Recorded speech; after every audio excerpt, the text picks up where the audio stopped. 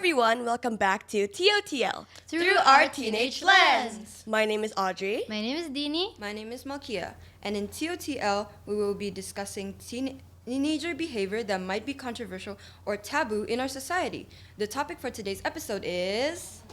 Free sex. Ooh, so Audrey, what is free sex? So free sex is basically having sex without a condom and outside of marriage. So free sex itu punya banyak dampaknya sih. Lebih ke health problems.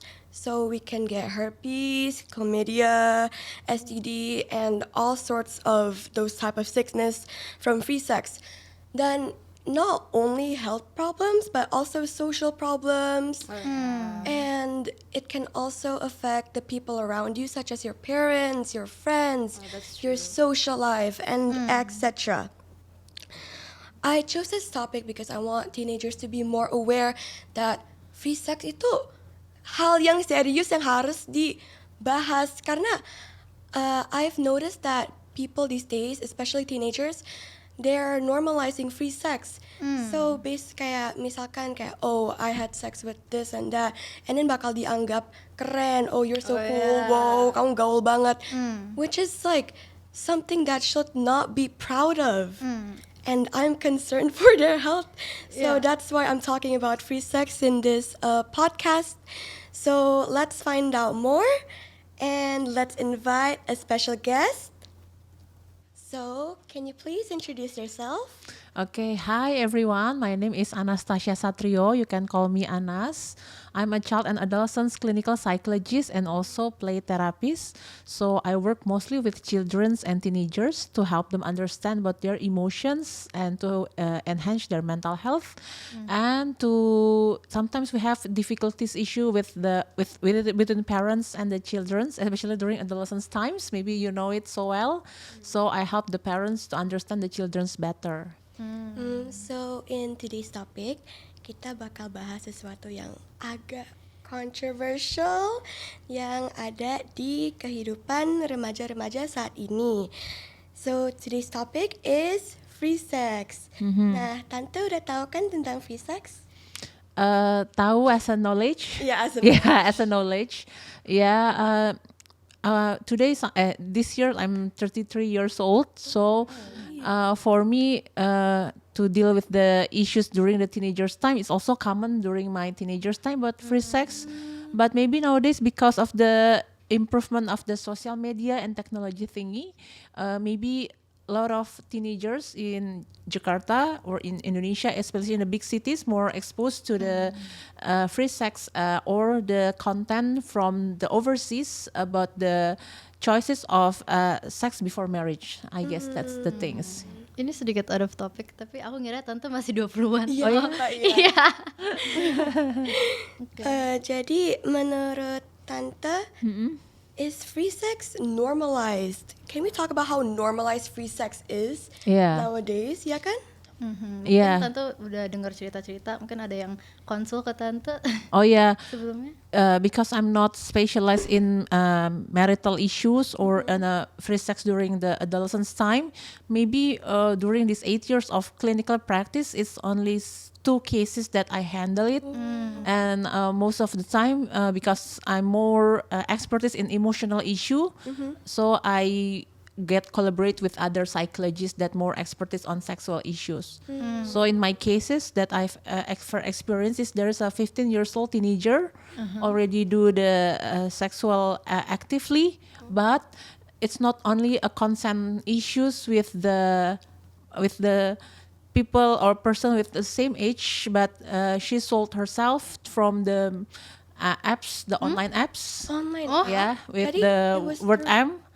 It was through online? Yeah, and then it's been like itu udah di bawah umur kan kalau masih 15 tahun melakukan transaksi seksual seperti itu, and then it's quite confusing because the father just passed away, and then the issue is she's an adopted child, and the one who bring her to me is her aunties, I guess, that at that time. And also there is a case that I also handled about the emotional healing because I do the play therapy for helping the emotional healing from for the child and the teenagers. There is one case that I handle is this 15 years old girl. I don't know why there's a lot of happening issues during the 15 years old. So this 15 years old girl being sold by the mother because the mother kayak terlibat pinjol, anaknya dijual. Terus anaknya anaknya melaporkan diri, lalu anaknya masuk ke rumah aman, lalu anaknya itu menjalani sesi play therapy untuk memproses isu emosinya gitu. Aku penasaran. Jadi play therapy itu sebenarnya ngapain? Kalau play therapy itu sebenarnya metode untuk kita membantu anak sampai remaja memproses isu-isu emosinya, because we believe that play is the language of the children. Dan in my experience kan kalau langsung ditanya gini, nggak semua anak remaja works with counseling. Kadang kita mungkin nggak ngerasa nyaman atau kadang-kadang kayak a lot of intense emotion that we feel yang lebih banyak bisa diekspresikan ketika bermain. Dan waktu bermain ini sebenarnya bukan cuman permainannya aja, karena kalau dilihat di ruangannya sih kayak ruangannya mungkin lebih kayak playground atau playroom gitu, banyak art supplies-nya juga. Tapi yang membantu proses healing di anak dan remaja itu adalah the therapeutic relationship with the play therapist gitu. Jadi orang yang menemani bermainnya itu yang bisa membantu proses emotional healingnya gitu. Jadi menurut Tante dan us, apa awal mula yang membuat remaja melakukan free sex? I see. I think because this is a general question, it's not a case by case. Jadi mungkin yang aku jawab general juga. Ada banyak faktor sih kayaknya yang menyebabkan remaja melakukan free sex. Yang pertama karena aku mempelajari otak remaja, I learn a lot until now about teenagers' brain. Ternyata di masa remaja itu otak emosi kita, the amygdala brain yang adanya di dekat telinga sini, dia segede biji kacang almond. Jadi amygdala tuh nama Latin dari almond. Nah itu yang lagi aktif banget tuh di masa remaja by default gitu, tuh terberi dari Tuhan dan semesta, dia lagi kenceng banget, intens banget emotional brainnya. Makanya mungkin teman-teman bisa ngerasain during the teenagers time tuh kalau seneng banget, ya kan? Kalau sedih banget, kalau marah banget gitu. That is so true. There is no in between emotions gitu kan. Jadi rasanya kok ekstrim banget emosinya gitu. Nah, karena si amigdalanya lagi intens banget, meanwhile the prefrontal cortex yang otak jidat jenong di depan ini, yang bagian untuk decision making, mikir jangka panjang, mikirin beragam konsekuensi itu not yet developed. It seems that our brain is still in under renovation situation. Jadi makanya lebih gampang we do the impulsive things, baru nanti nyesel kenapa ya ngelakuin ini. Ya gitu, with a lot of things. Nah ternyata for the teenagers to delay their sexual intercourse itu harus dilatih dari umur 3 tahun. Dari dilatih misalnya, oh kamu pengen itu, pengen boleh tapi tidak sekarang. Benar. It's all our issue is like we want it but it cannot be done today or now. Jadi itu namanya di istilah psikologi namanya latihan delay gratification. Gitu. Jadi latihan menunda keinginan itu sangat penting dan baik gitu. Especially waktu kita hidup di zaman serba instan seperti ini, lalu mungkin orang tuanya kadang-kadang ada orang tua yang I also talk a lot about inner child issue, bikin buku juga soal itu. Jadi kadang kalau orang tuanya dulu misalnya hidupnya sangat kekurangan secara ekonomi, terus sekarang secara ekonomi lebih baik, terus mereka kayak wah dulu saya nggak bisa beli mainan ini, saya nggak bisa makan makanan ini, sekarang saya secara ekonomi udah lebih well off, I want to give all the best to the children, tapi lebih karena isu inner child-nya dia, bukan for the sake of the children. Jadinya anaknya mungkin otaknya tidak terbiasa menunda menahan keinginan gitu. Itu satu. Ditambah tadi kan secara emotionally tuh kita craving for connection. Dan kalau misalnya pengalaman merasa dicintai sama orang tuanya, atau yang in my expertise itu ternyata selain punya kebutuhan fisik, besides the physical needs, we also have emotional needs. Ada 20 kebutuhan emosi dasar manusia yang harusnya dipenuhi dari masa anak-anak. Tapi kalau orang tuanya belum paham ini, anaknya juga nggak tahu, misalnya butuh ngerasa didengarkan, butuh ngerasa aman, to feel listen, to feel heard, to feel someone connect with us. Dan ketika tadi otak mereka belum bisa membuat keputusan dengan bijak gitu ya, akhirnya udah ada sexual urge-nya, terus butuh rasa longing, Benar-benar. butuh ada yang affection ke aku, orang nggak dapat dari orang tua dengan cara yang tepat buat si anaknya.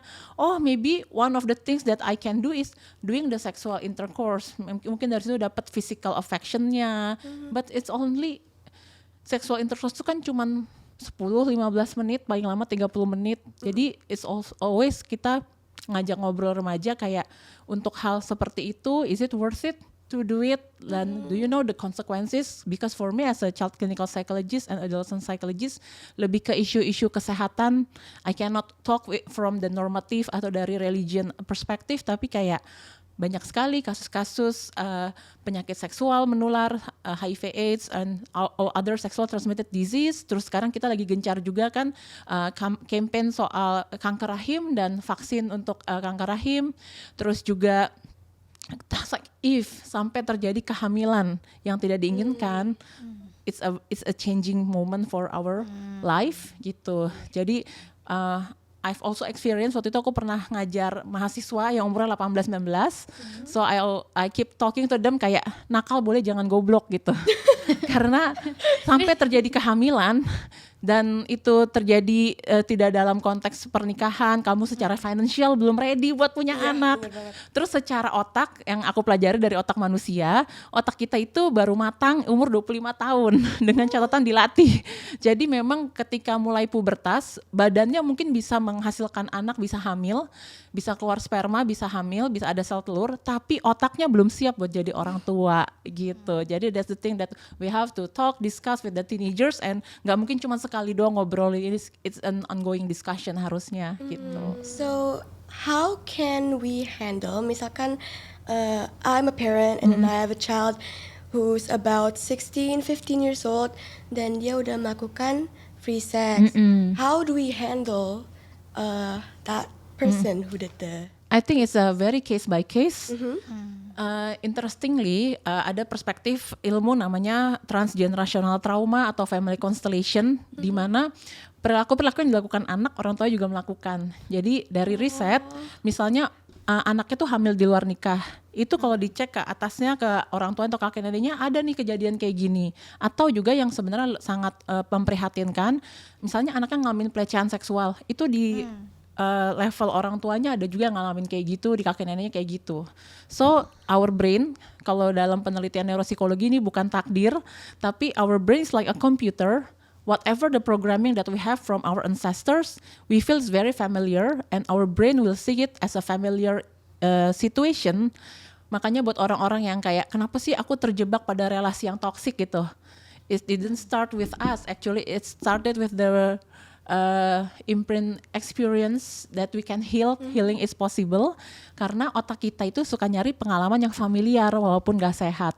Nah, speaking of the teenagers that misalnya udah ketahuan ngelakuin free sex, I think it's depend on the maturity of the parents also, terus seberapa parentsnya mau involve, karena mungkin masih banyak orang di Indonesia gitu ya menganggap ketika anaknya sudah remaja, oh bentar lagi urusan saya mengurus anak ini bentar lagi selesai nih, atau ya dia udah diri sendiri, karena orang-orang suka lihatnya kayak teenagers nowadays kan is very tall gitu ya, dipikirnya casingnya udah kayak orang dewasa, padahal otaknya not yet developed gitu, jadi masih harus di guiding sama orang tuanya, kayak supervisi, terus juga banyak ngobrol, even masih banyak value-value ya tadi sampai umur 25 tahun yang kita harus keep talking. Terus juga depends on perspektifnya ya. Kalau aku tadi perspektifnya kan safety first gitu ya, safety in physical, safety, physical health dan emotional health gitu ya. Yang sebenarnya buat aku pribadi, kalau aku menangani kasus seperti ini, aku cari tahu sebenarnya apa sih yang dia butuhkan di balik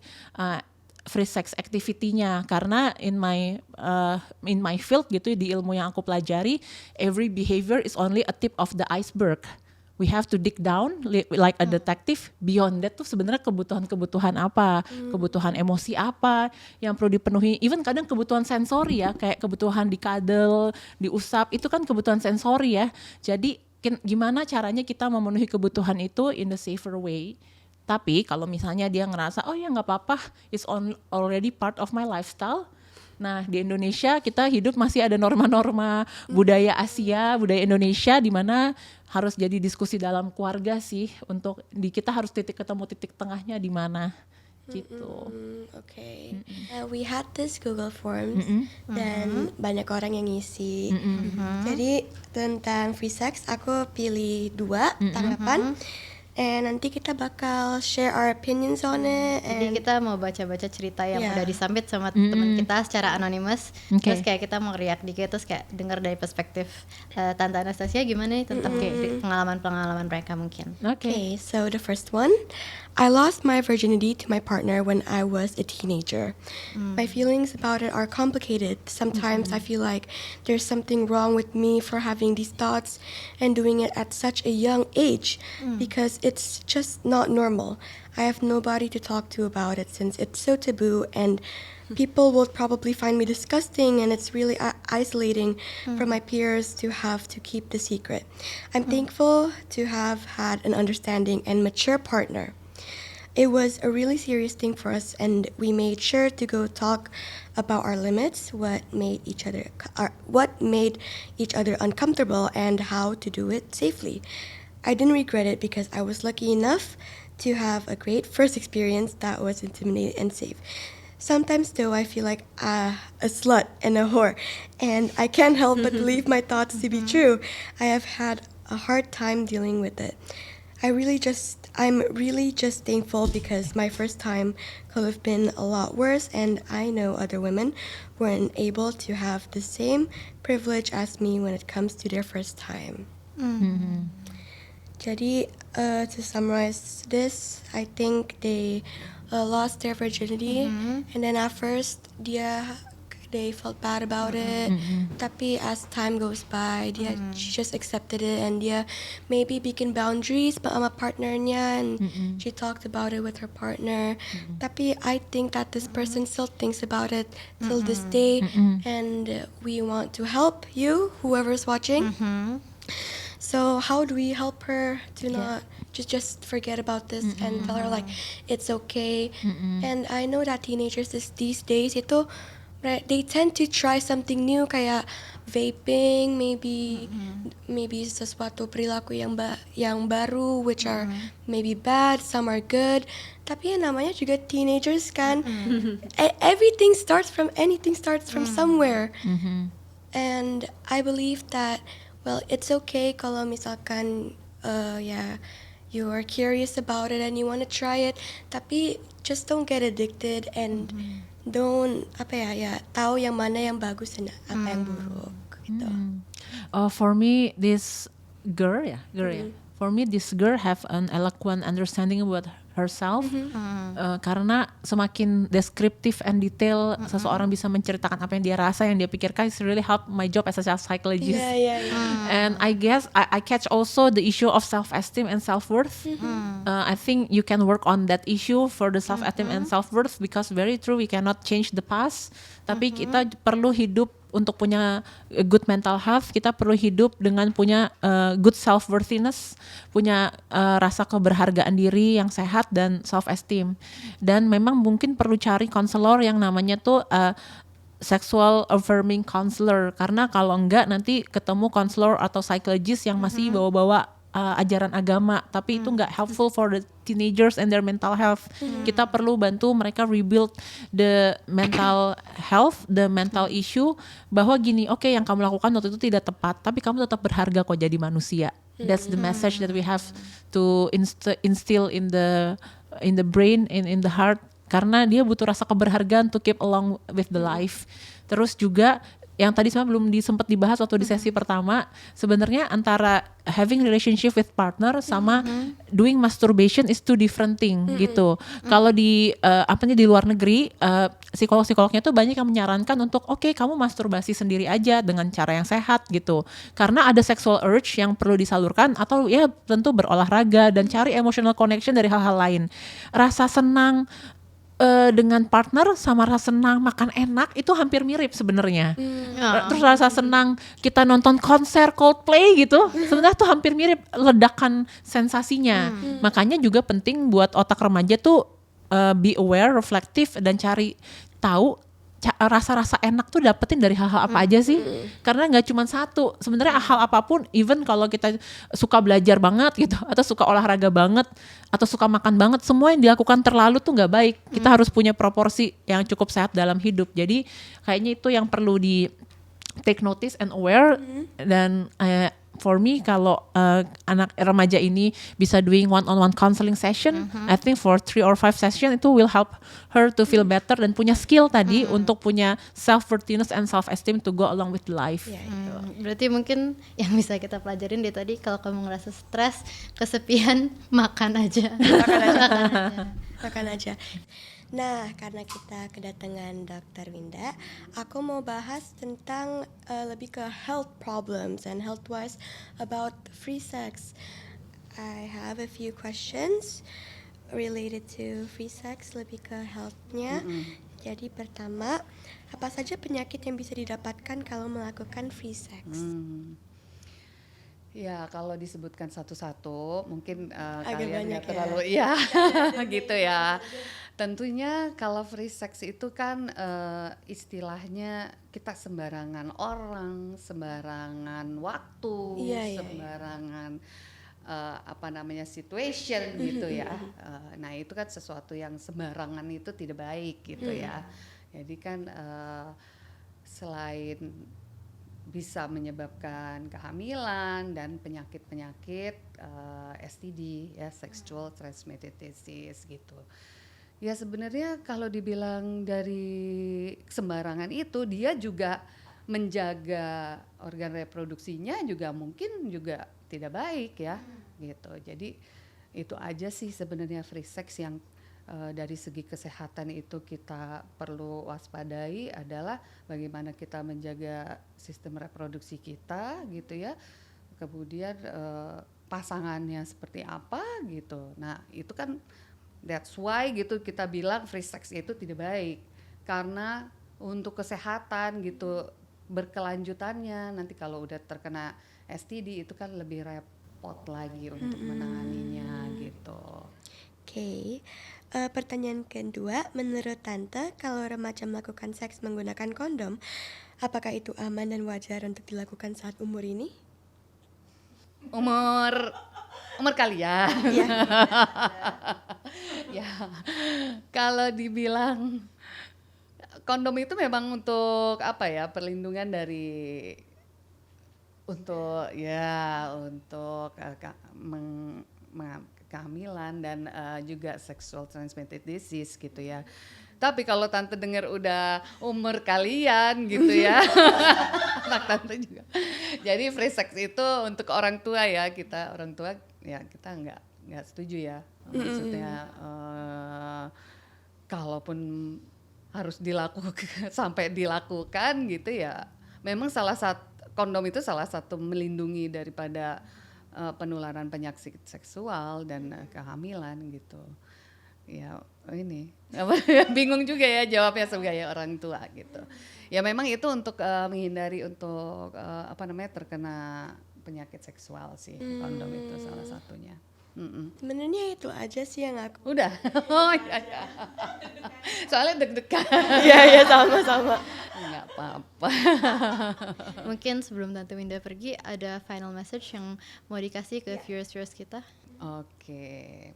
Ini kebenaran temanya mengenai vaping dan free sex. Jadi berkaitan dengan kesehatan tubuh kita ya, gitu. Satu paru-paru, satu organ reproduksi kita, gitu ya. Kalian ini kan generasi penerus bangsa. Harapan terbesar dari bangsa kita adalah kalian. Kalau kalian istilahnya vaping atau free sex, gitu ya, itu kan kalian kurang menjaga kesehatan tubuh kalian gitu. Jadi untuk berkembang, untuk bertumbuh dengan baik itu modal dasarnya gitu. Jadi jaga baik-baik gitu kesehatan tubuh kalian, bersosialisasi dengan lingkungan yang lebih positif, mencari kegiatan yang lebih positif lagi supaya hal-hal yang negatif itu bisa kita hindari. Gimana? Setuju kan? Ya, setuju. Terima kasih. Sama-sama. So first of all, I would like to thank you to Dr. Winda, Ahmad, Tante Anas for coming here to do a podcast with us. We learned so much about the damages of free sex, and the message that I'm trying to tell by this podcast itu, yeah, free sex is something that should be really talked about. You guys need to start learning about what's actually happening in the real life world that they don't really teach in school, and that free sex itu, yeah, you can get a lot of kayak penyakit, social problems, mental problems, and not to mention it can ruin your whole entire future. And by this podcast, I really wish that you guys get the message to not do any of free sex and etc. And please do not treat free sex as if it's a milestone. Yes, Don't make it a competition. it's Don't not a start to do competition. it as early as possible. Like, don't think like, oh, my friends already started doing Yeah, this. I should start doing it it's- now as well. Do it when you're ready, It's because not- it really is a big deal. It can change your future 180 degrees. So we It's hope you not learned something to be new. proud of. Yeah. So, yeah, we hope that you learned something new, and thank you so much for watching. See you next Next episode. time.